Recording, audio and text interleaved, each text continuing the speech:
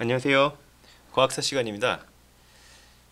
과학사 시간에 생물학에 대해서 배우고 있었죠. 생물학에서 진화의 개념이 어떻게 발전했는지 우리가 배우고 있었습니다. 처음에 린네가 생물을 체계적으로 분류하는 방법을 개발했고요.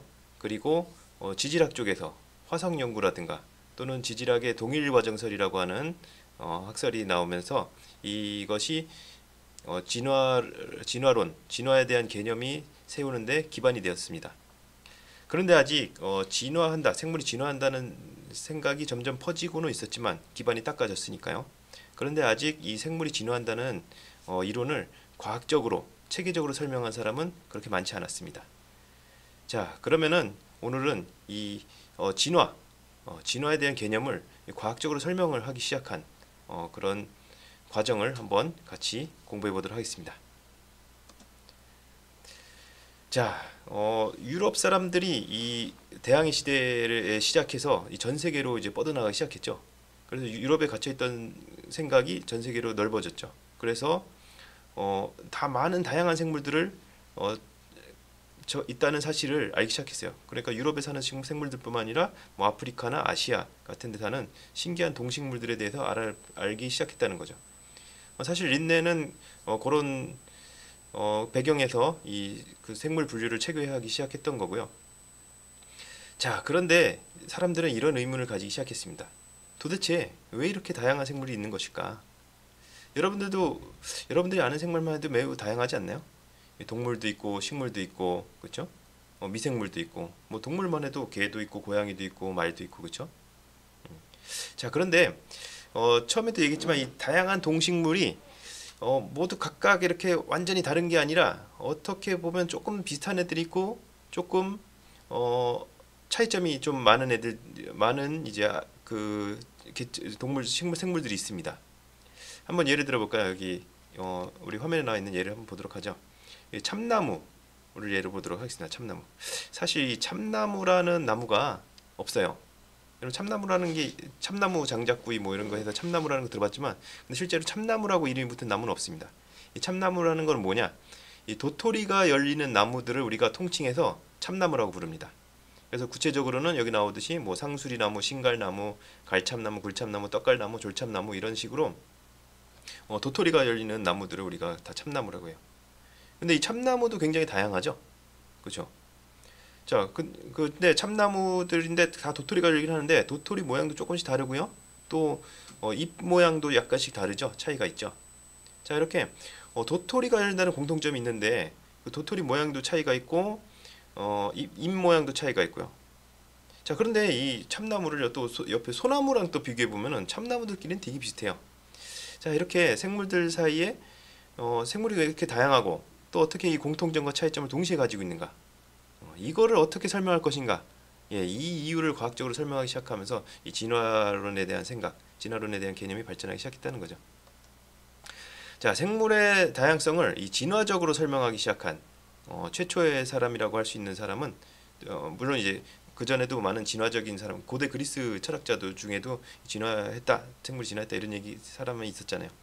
자, 그런데 요거를 그 진화적인 설명으로 그 과학적인 설명을 이제 그 좀 근대에 와서 시작된 사람은 우리가 프랑스의 생물학자 비퐁이로 볼 수가 있습니다.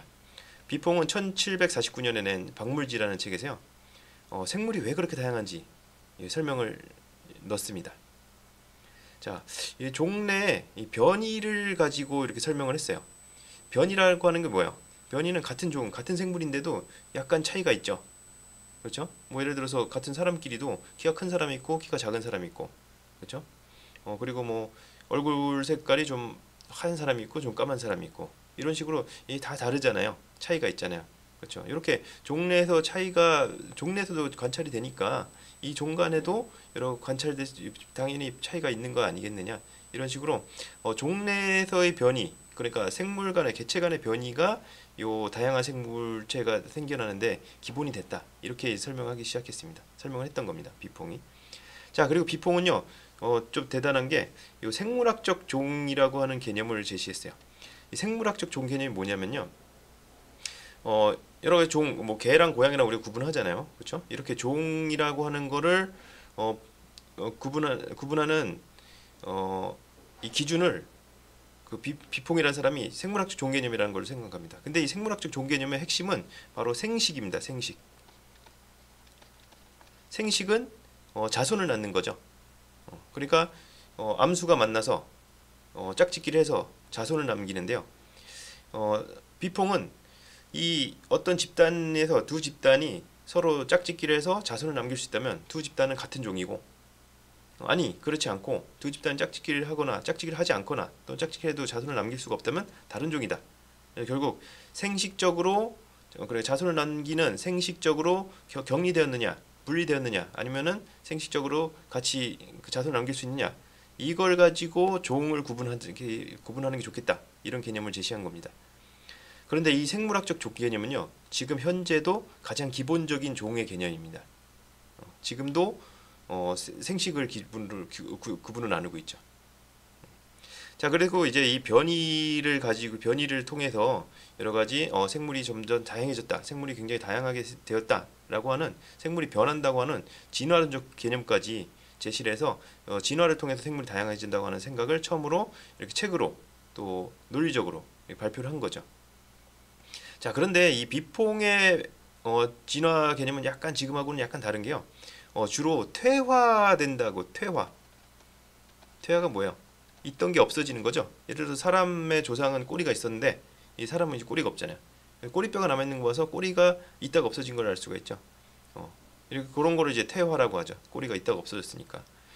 자, 그러니까 비퐁은 어떤 기능이 새롭게 생긴다, 또는 어떤 생물이 또 지금의 진화 개념은 그렇잖아요. 지금의 진화 개념은 뭔가 생물이 환경에 적응하느라 뭔가 새로운 환경에 적응하기 좋은 어떤 새로운 기능이 생기고 어떤 특징이 생기고 이런 것들을 우리가 포함해서 우리가 진화라고 생각하는데, 비퐁은 거기까지 나가지 못하고 있던 게 없어진다, 이뜻은 뭐 새롭게 생기는 건 좀 어렵지 않겠느냐, 있던 게 없어지는 건데 가능할 것 같다.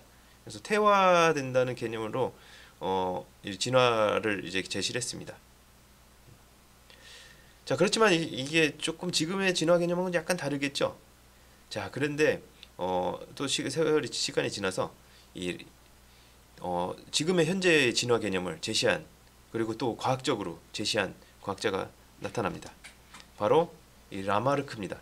혹시 라마르크라는 사람을 이제 들어봤는지 모르겠어요. 자, 라마르크라는 사람이 이제 1809년 동물철학이라는 책에서 처음으로 이제 진화를 과학적으로 설명을 하게 됩니다. 라마르크가 제시한 이론은 한 3가지 정도가 있어요. 뭐 가변 이론, 진화 등급설, 진화의 힘과 구조의 원리, 이런 것들이 있는데 한번 라마르크의 원리를 한번 같이 보도록 하죠. 자, 라마르크는 이제 가변 이론, 변한다는 거죠. 생물이 무생물에서 저절로 생겨났고요. 그리고 근데 이때 단순한 생물이 먼저 생겨났어요. 그러니까 이 퇴화가 아니라 단순한 생물이 생겨나고 그 이후에 진화 과정을 통해서 점점 복잡한 생물로 변화하기 시작했다라고 얘기한 거죠. 지금의 진화 개념이랑 비슷하죠. 우리도 진화하면은 뭔가 복잡해지고 좀 더 거대해지고 이런 것들을 상상하게 되잖아요. 라마르크가 그런 개념을 비폰과는 달리 이런 개념을 제시한 거죠. 자, 그리고 지금은 조금 많이 받아들여지고 있는 것은 아닌데요. 진화 과정이 이제 하등한, 굉장히 단순하고 몸 구조가, 그렇죠? 간단한 생물에서 좀 고등하다가 좀 더 복잡하고 많은 기능을 가진 그런 생물로 변화해 간다. 그러니까 예를 들어서 뭐 무척추 동물, 뭐 단세포 생물이나 단세포 생물에서 또 무척추 동물에서 이 포유 동물이나 사람 같이 굉장히 복잡하고 기능이 다양한 그런 이제 생물로 변해 간다. 좀 더 복잡해져 간다. 이런 진화 개념을 제시했던 겁니다. 자, 그러면은 이제 중요한 게, 그럼 어떻게 진화를 하느냐, 왜 진화를 하냐, 요거까지 설명해야겠죠. 왜냐면 당시 사람들이 진화의 개념을 많이 받아들이지 않았으니까요. 뭐 생물들이 창조됐다 이렇게 생각하는 사람들이 많았으니까요. 자, 라마르크는 이 생물들이 선천적으로 진화할 수 있는 능력을 가지고 있다, 진화 힘을 가지고 있다, 이렇게 생각을 했습니다. 그래서 이 생물들이 어떤 뭔가 이제 노력을 하면 바뀔 수가 있는 거죠. 그렇게 생각했던 거죠. 그래서 우리가 라마르크 하면 우리가 딱 떠올리는 말이 있는데 바로 용불용설입니다. 우리가 용불용설 이렇게 읽기도 하는데요. 이게 용불용설 이렇게 읽어야 돼요.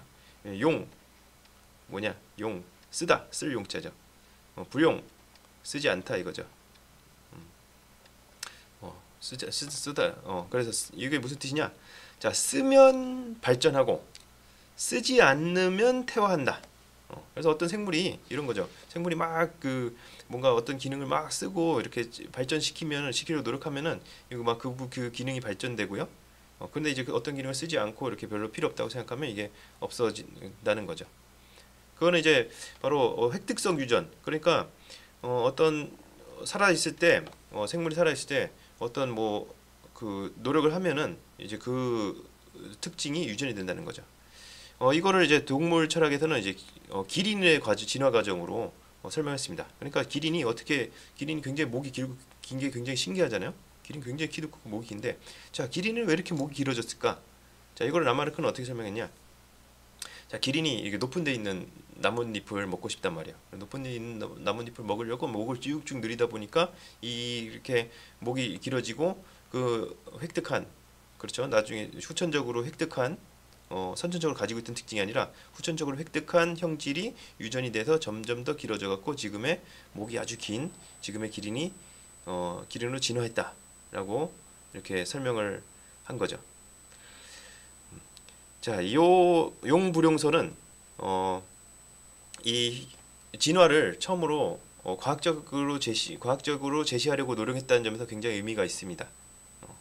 자, 그렇지만은 현대는 라마르크의 용불용설은 받아들여지고 인정되고 있지는 않습니다. 한마디로 이제 잘못된 이론이다 이렇게 생각한다는 거죠. 그래서 사실 우리가 라마르크 하면은 이렇게 빨리빨리 배울 때는 라마르크 하면은 잘못된 주장, 진화에 대한 잘못된 주장을 한 사람 이렇게 얘기를 하기 쉬운데요. 근데 오늘 이 과학사를 배우니까 과학사적으로 봤을 때는 이 잘못된 주장을 했다기보다는 좀 더 이 진화에 대한 개념을 발전시키는 과정에서 아직은 지식이 많지 않았으니까요, 그렇죠? 진화에 대한 개념이 발전하는 과정에서 어떤 이 과학적으로 설명하려 노력한 사람, 그래서 진화라는 개념, 진화론의 발전에 굉장히 기여한 사람으로 우리가 기억할 수 있을 겁니다. 자, 그렇지만 여러분들 굉장히 주의할 게요. 이 획득 형질의 유전, 아까 있죠? 뭐 목을 쭉 누렸더니 이 뭐 늘어난 목이 유전이 된다. 지금은 획득 형질의 유전이라고 생각하지 않아요. 그러니까 여러분들이 이제 골프를 굉장히 잘한단 말이에요. 골프라는 운동 굉장히 잘하는데 이 여러분들 골프를 잘한다고 해서 여러분들의 자식도 골프를 잘한다. 그죠? 여러분들이 막 연습하고 막 훈련하고 해서 골프를 만약에 잘하게 됐단 말이에요. 골프라는 운동을 잘하게 됐다. 그런데 내가 이렇게 노력해서 얻은 이 골프를 잘하는 이 능력이 자신한테 유전은 되지 않는다는 거죠. 그런 것들 내가 후천적으로 노력한 거는 사실 유전이 되지 않아요. 지금은 그렇게 생각하고 있습니다. 실제로도 거의 그렇고요. 예, 그래서 획득 형질의 유전은 지금은 받아들이지 않지만 어쨌든 라마르크의 유전에 대한 진화에 대한 그 개념이 라마르크에 의해서 진화에 대한 개념이 좀 과학적으로 잡혀가는 과정이 있었습니다. 자, 그러다가 이제 다음 시간에는 우리가 마지막 왜를 타자 떠난 생물학이란 주제로 세 번째 시간을 얘기를 할 건데요. 다음 시간에 바로 진화론의 끝판왕 다윈이 나옵니다. 다윈. 자, 다윈에 의해서 실제로 굉장히 과학적인 진화에 대한 개념 정말 발전된 현대에서 거의 그대로 받아들여지고 있는, 조금 물론 좀 변하긴 했죠. 다윈의 그대로 된 건 아니고 많은 이후의 과학자들에 의해서 많이 발전되긴 했지만 다윈의 학설은 거의 기본으로 바탕을 깔고 지금 받아들여지고 있습니다. 그래서 찰스 다윈 다음 시간에 이 진짜 진화론이 정말 본격적인 등장하는 시기가 되겠습니다. 그러면은 다음 시간에 만나보도록 하겠습니다. 자, 여러분들 수고 많았습니다. 감사합니다.